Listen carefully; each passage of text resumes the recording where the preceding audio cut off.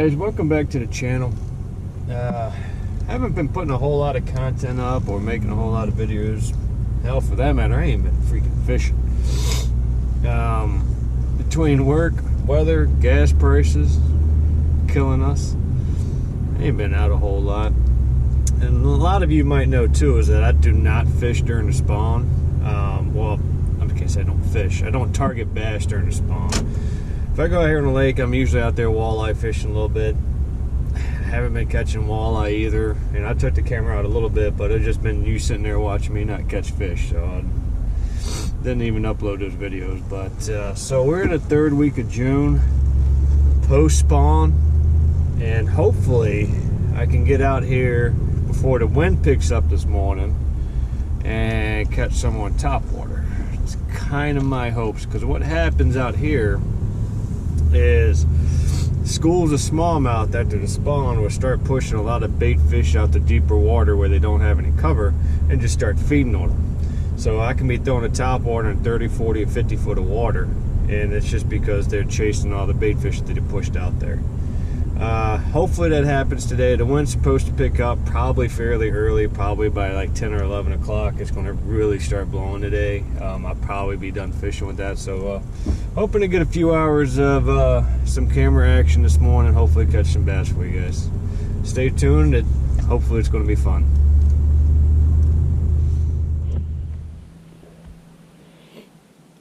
Alright, so it's nice and calm this morning. I'm wicked excited about this. I'll probably have about 2 or 3 hours before this wind starts picking up.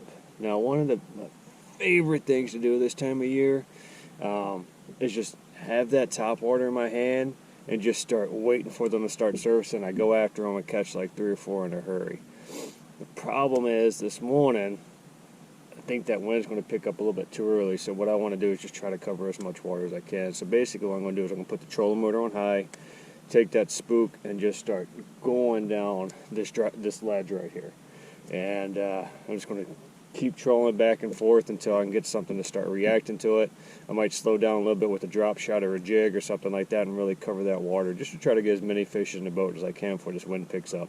We got a front that's going to be coming in, so it's going to be like 30-mile-an-hour winds this afternoon. So like I said, I'll probably get like 3 or 4 hours max before that wind starts kicking in. So I see some surface action already. You guys get ready.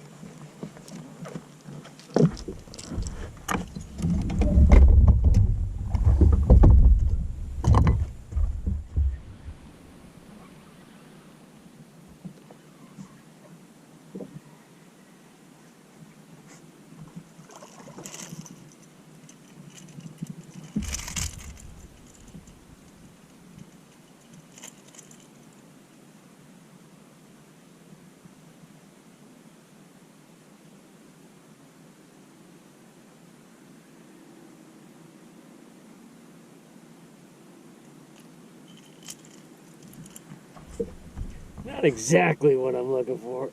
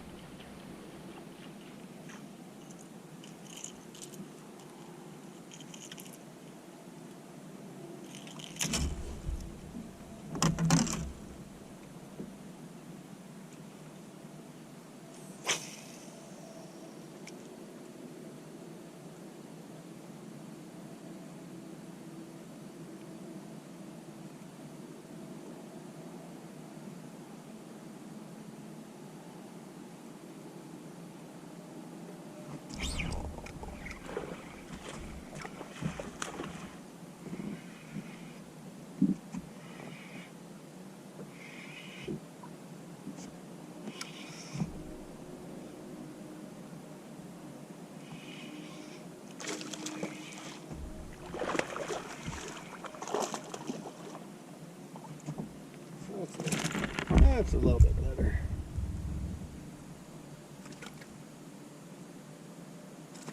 Come on, you. Calm down. Calm down.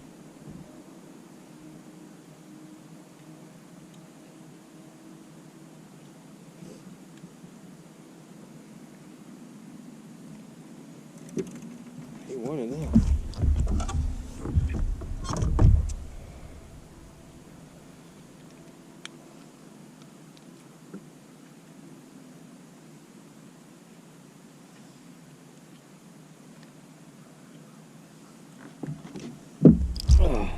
a bad little guy, huh?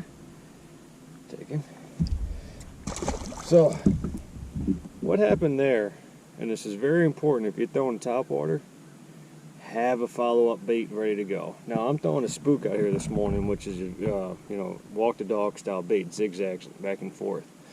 And he reacted to it, kind of had him hooked for a second, but my favorite follow-up bait for a spook is a Super Fluke Junior, okay? That little sucker right there.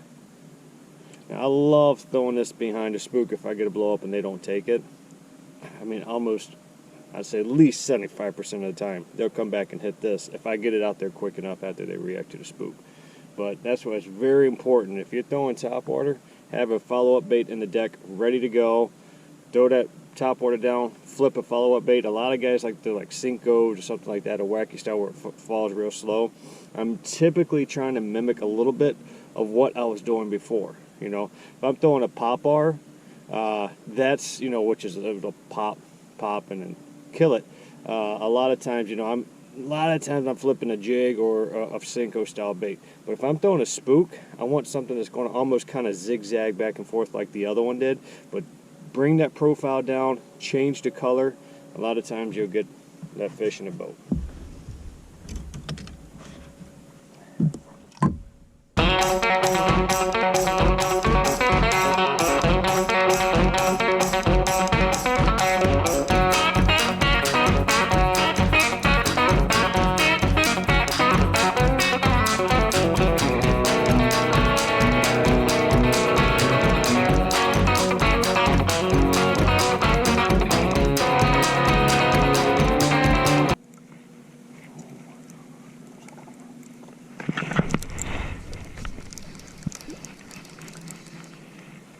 Here it is. Now I'll take a spook out here. It's there, spook there.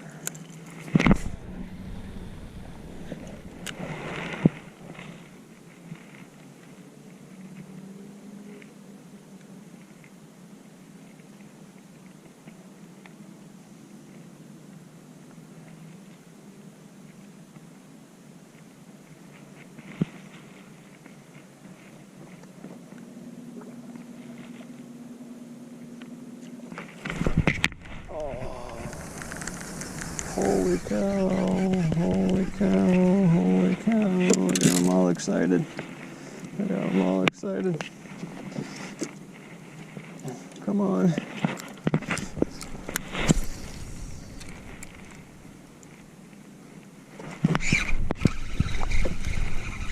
There's so many of them out here.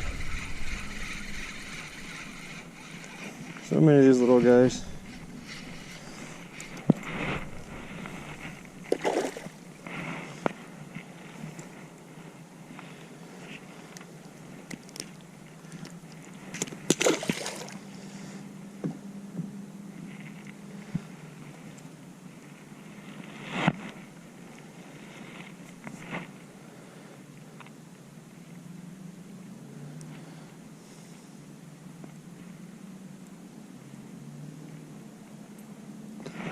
So many of them.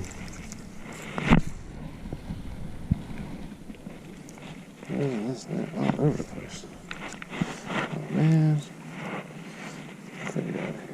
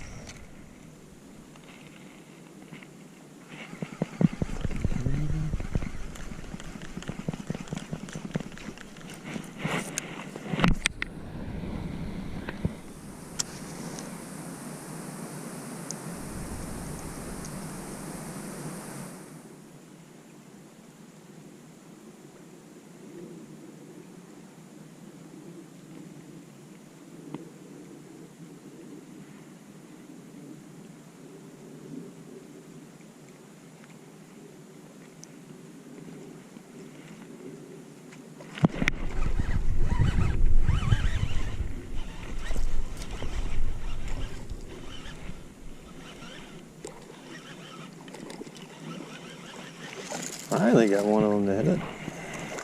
Right. What's the little guys out here, huh? I got you, buddy. Well, that's what they're spitting up right there. Come on.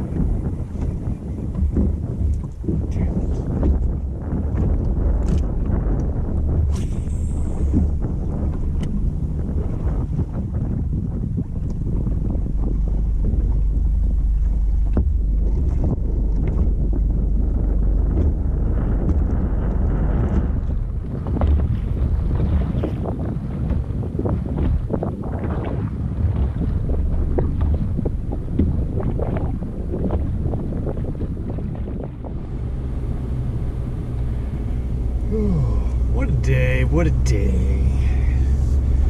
Man, let me tell you, that wind and that chop came in a lot sooner than I was really hoping. I think I got maybe 1 good hour of like flat, flat water. And man, there's little suckers about 8 or 10 inches long all over the place out there, man. That was fun. That was good times. Caught a couple of those little ones, but I really hung around out there for 2 or 3 more hours. Caught a couple more fish on drop shot jig, jerk bait. Lost a really, really good one on a jig. Just did not get a good hook set on him. He come flying out of the water. He was probably about 3 pounds, but we got some video footage today, but it's not really what I was hoping to happen. I was hoping for like flat water up to like 9 o'clock, and it really would have had some good topwater action this morning. I usually hang around those really small bass, and when they're feeding like that and surfacing all over the place, the reason is it usually attracts schools of like bigger fish. If you kind of hang out there, before you know it, you're on a school of like 3-pounders, and you can catch 5, 6 in a hurry real quick. But didn't pan out that way today. That's fishing, not catching. So, but this is probably the first video of the year, so hopefully next weekend, we're going to be going up to Chameau Bay again. Weather depending, wind depending, that place can get real bad. So it's going to get windy today. Tomorrow's open today. We really wanted to go up there tomorrow, but we're talking like 20-30 mile an hour west winds. Up there at Shimoda, that'd be like 8-foot waves. So there's no way in hell we're going to be going up there tomorrow.